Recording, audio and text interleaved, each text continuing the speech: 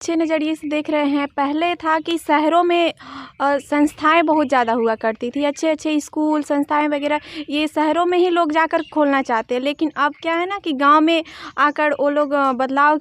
एक बार फिर से सबका स्वागत है। और आज हम लोग आए योगी बाबा क्विज क्लब के कैंपस में और यहाँ पे कुछ छात्र हैं। हम इनसे जानना चाहेंगे कि जिस तरह से आज हम महिलाओं की प्रगति के में देख सकते हैं, चाहे वो किसी भी क्षेत्र में, राजनीति से लेकर खेल तक और पढ़ाई से लेकर कहे जो आसमान की ऊंचाइयों तक छूने में, क्या कितनी भूमिका है अब समाज की और क्या समाज की नज़रिया लड़कियों के प्रति बदल रहा है। आज हम लोग इसी मुद्दे पर बातचीत करेंगे। हमारी आज कैंपस डिबेट यही है। तो सबसे पहले आपका अपना नाम बता दीजिए। मेरा नाम शिवम कुमार तिवारी है सर। शिवम, क्या लग रहा है पिछले अगर 50 सालों में देखा जाए तो जिस तरह से महिलाओं ने एक नया कीर्तिमान बना रही है, इसके पीछे कितनी समाज का योगदान दिया जा सकता है? सर, समाज का योगदान इसमें बहुत महत्वपूर्ण है, क्योंकि समाज का सोच जब बदला तभी जाकर कहीं ना कहीं महिलाओं को मौका मिला, और जब मौका किसी को दिया जाता है तभी जाकर वो अपना इम्प्रूवमेंट दिखाती हैं और अपने आप को प्रूफ करते हैं कि हम इतना कर सकते हैं। क्या लग रहा है आखिर ये मौका महिलाओं को क्यों दिया जा रहा है? सर, कहीं ना कहीं लगता है गार्जियन को या समाज के लोगों को कि इनको भी मौका मिलना चाहिए, और हमारे संविधान सभा जब गठन हुआ तब उसमें महिलाओं को भी शामिल किया गया, और कहीं ना कहीं उन लोगों को लगा कि ना, महिलाओं के साथ पिछले कुछ वर्षों से अन्याय होता आ रहा है, इसलिए इनको कुछ छूट मिलना चाहिए और इनको आगे सभी क्षेत्र में निकल कर आना चाहिए। बहुत बहुत धन्यवाद। अपना नाम बता दीजिए। मेरा नाम गुड़िया तिवारी। गुड़िया, यूपीएससी के रैंक 1, रैंक 2, रैंक 3 महिला कॉमनवेल्थ गेम अभी समाप्त हुआ, हाल ही में बहुत सारे महिलाओं ने पदक जीते। राजनीति के क्षेत्र में देखा जाए तो आप पश्चिम बंगाल के मुख्यमंत्री ममता बनर्जी, हमारे वित्त मंत्री निर्मला सीतारमन, प्रथम व्यक्ति राष्ट्रपति द्रौपदी मुर्मू। क्या लग रहा है आखिर हर जगह लड़कियां टॉपर क्यों आ रही है? क्योंकि लड़कियां इसके लिए जागरूक हैं। उनको भी लगता है कि हम अपने देश के प्रति कुछ कर सकते हैं, अपने राज्य के प्रति कुछ कर सकते हैं। आपको क्या लग रहा है कि समाज जो है लड़कियों के प्रति बदल रही है? जो पहले एक सब सोचते थे कि लड़कियां जो है समाज पे बोझ है, परिवार पे बोझ है, अब उसको आपको लग रहा है कि समाज पे बोझ के तौर पर नहीं ले रही? हाँ, अब लग रहा है कि समाज लड़कियों को बोझ के तौर पे नहीं ले रहा है, क्योंकि लड़कियां जो हैं आजकल बहुत आगे तक जा रही है। परिवार को भी लग रहा है कि हाँ, मेरी बेटी आगे चल के कुछ बनेगी, अपने पैरों पे खड़ी होगी। पहले हमको लगता था, जैसे मेरे पेरेंट्स जैसे सोचते थे कि हाँ चलो लड़कियों की शादी कर देंगे तो उनके जो हस्बैंड है उनको कमा के खिलाएंगे, लेकिन अब ऐसा नहीं है।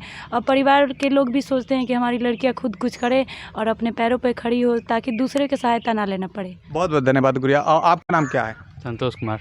संतोष, एक महत्वपूर्ण भाग और आती है जब हम इस पर बातचीत करते हैं तो मीडिया की कितनी भूमिका देखते हैं महिला सशक्तिकरण में? चूँकि पहले जो था अखबार सब घर में नहीं थी, टेलीविज़न सब घरों में नहीं था, लेकिन आज सोशल मीडिया कितनी बड़ी भूमिका निभा रही है। खबरों का जो भी खबर हो तो मिनटों में आपके हाथों में आ जाती है, हर घर में पहुंच जाती है।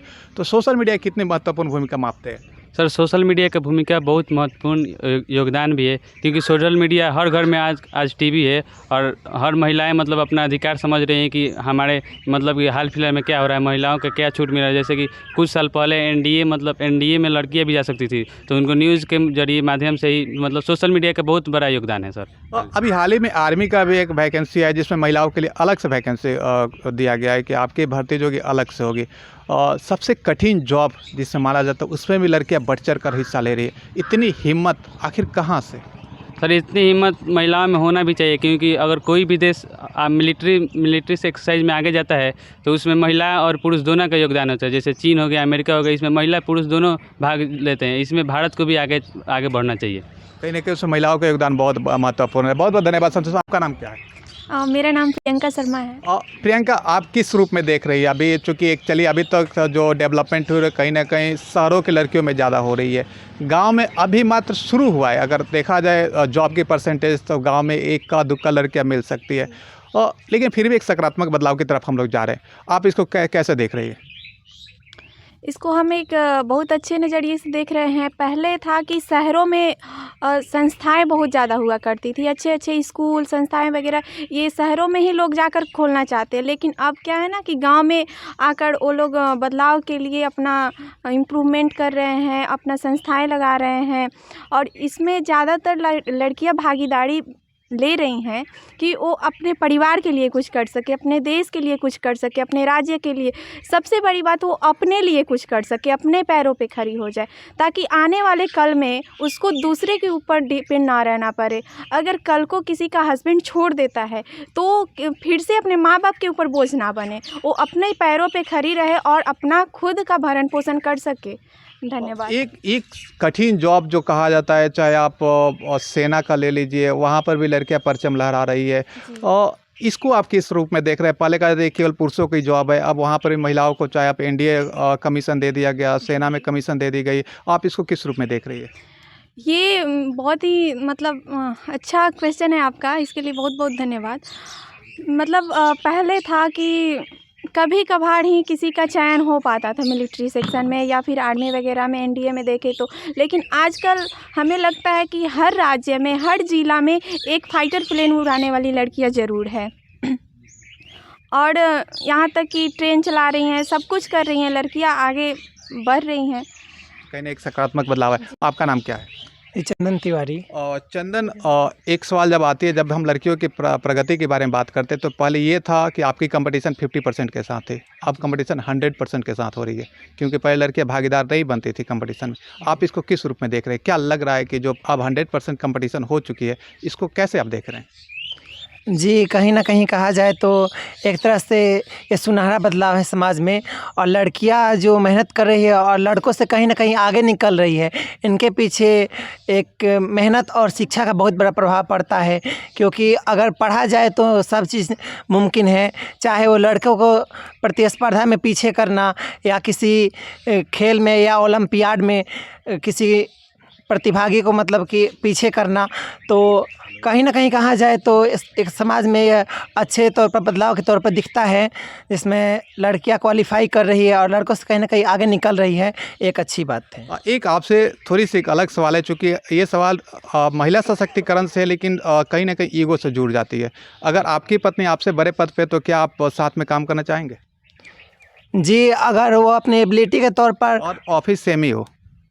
जी, अगर अपने एबिलिटी के तौर पर वो जॉब ली है और मेरे से कहीं आगे पोस्ट पे हैं, तो ये अच्छी बात है, और जी हम जॉब करना चाहेंगे उसके साथ। आपका ईगो नहीं आएगा बीच में कि पत्नी के अंडर हम काम नहीं करेंगे? जी नहीं आएगा, बिल्कुल नहीं आएगा।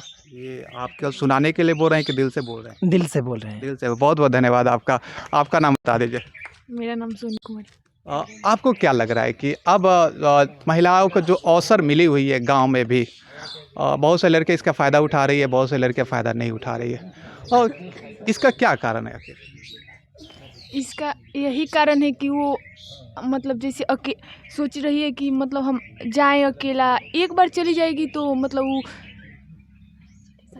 पहला कदम मुश्किल होती है। हाँ, पहला कदम मुश्किल होती है, इसी कारण जाएंगे तो क्या लोग कहेंगे, इसी के चलते वो पीछे है। तो क्या लग रहा है कि आप एक महत्वपूर्ण पड़ाव ये भी आते हैं कि अक्सर समाज में जो भेदभाव होती है, अक्सर हम देखते हैं कि लोग लड़कियों को तो गवर्नमेंट स्कूल में भेज देते हैं, लड़कों को प्राइवेट स्कूल में भेज देते हैं। इसको आप किस तौर पे देख रही हैं?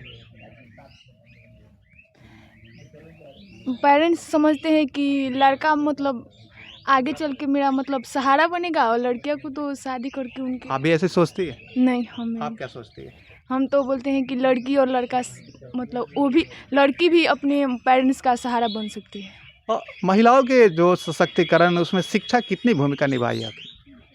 क्योंकि एक देखा जाए, एक केवल डायमेंशन एक शिक्षा है, क्योंकि केवल शिक्षा का ही भूमिका नहीं हो सकते किसी भी महिला के सशक्तिकरण में, लेकिन शिक्षा की कितनी भूमिका रही? शिक्षा का ही 90% शिक्षा का और 10% उसका पेरेंट्स का। कहने के आसपास के मारने का बहुत बहुत धन्यवाद आपका। अब अपना नाम बता दीजिए। मेरा नाम प्रियेश कुमार तिवारी है। प्रियेश, आप जो ये बदलाव आ रही है समाज में, आप देख सकते हैं कि अगर आप एग्ज़ाम देने गए होंगे तो एक सबसे बड़ी बदलाव आती है कि अगर 100 लड़कियां हैं तो कहीं ना कहीं आप ये देख सकते हैं 80 उसमें विवाहित है। क्या ससुराल वाले भी बदल रहे हैं अपने बहुओं के प्रति?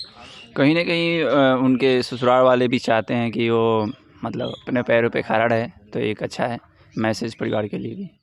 तो इसको आप किस तौर पर देख रहे हैं कि जो पहले कहा था, एक ससुराल की जो एक भूमिका बनाई जाती थी कि वहाँ पे सब राक्षस होते हैं और कोई किसी की सपोर्ट नहीं करता है? नहीं, ऐसा कुछ बात नहीं है। वो लड़की अगर उसको फ्रीडम दिया जाए कि वो अपने आप पे खड़ी हो और अपने लिए कुछ अच्छा करे तो परिवार का इसमें सहमत होना चाहिए और इसको गंभीरता से लेना चाहिए परिवार वालों को।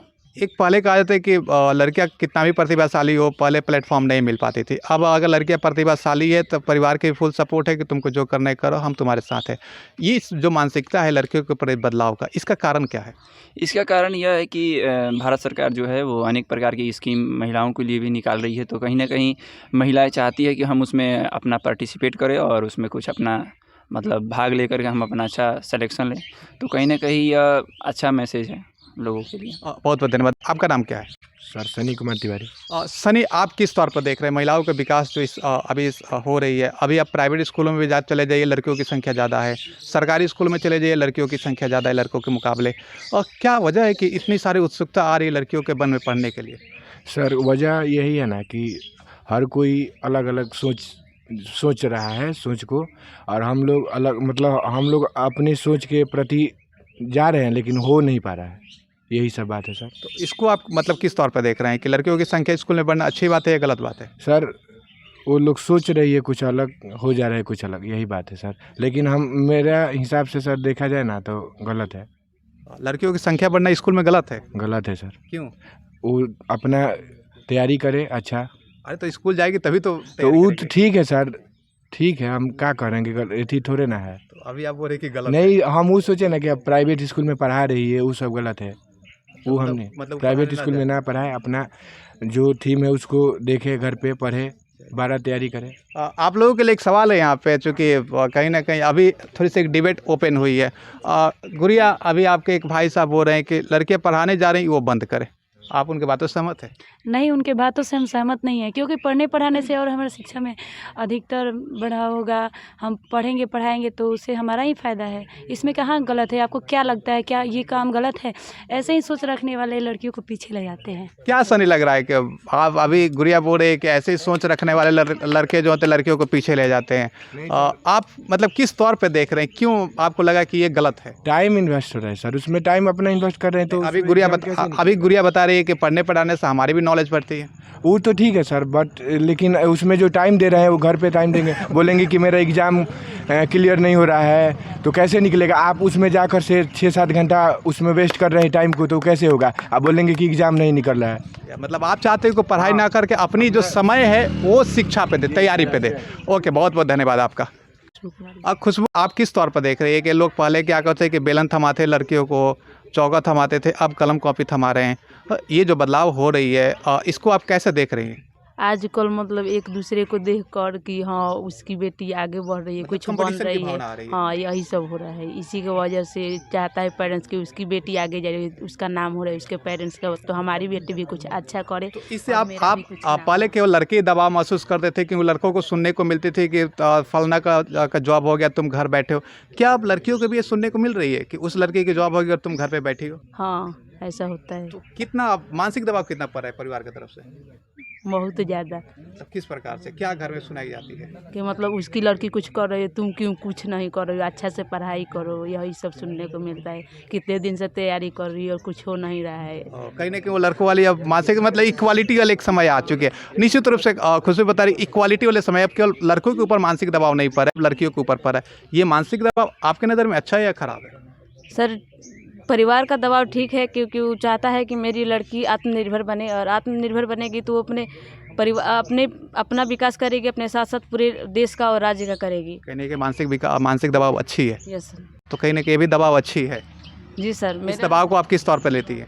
दबाव के सर मतलब कहा जाए तो मतलब कुछ लड़कियां होती हैं जो उसको सीरियस लेती हैं, और कुछ मतलब लड़कियां जो उसको सीरियस नहीं ले पाती हैं, तो इसके लिए गर्जीवन का दबाव ज़रूरी है।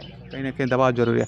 आप सबका बहुत बहुत धन्यवाद, आप लोगों ने आज इस डिस्कशन में शामिल हुए और इस तरह से आप लोगों ने अपने विचार रखे, बहुत अच्छा लगा। और निश्चित रूप से जिस तरह से हम देख सकते हैं कि जो समाज में महिलाओं के प्रति जो नज़रिया बदल रही है एक सकारात्मक है, और कहीं ना कहीं कुछ सपोर्ट की ज़रूरत है। आप सबका बहुत बहुत धन्यवाद।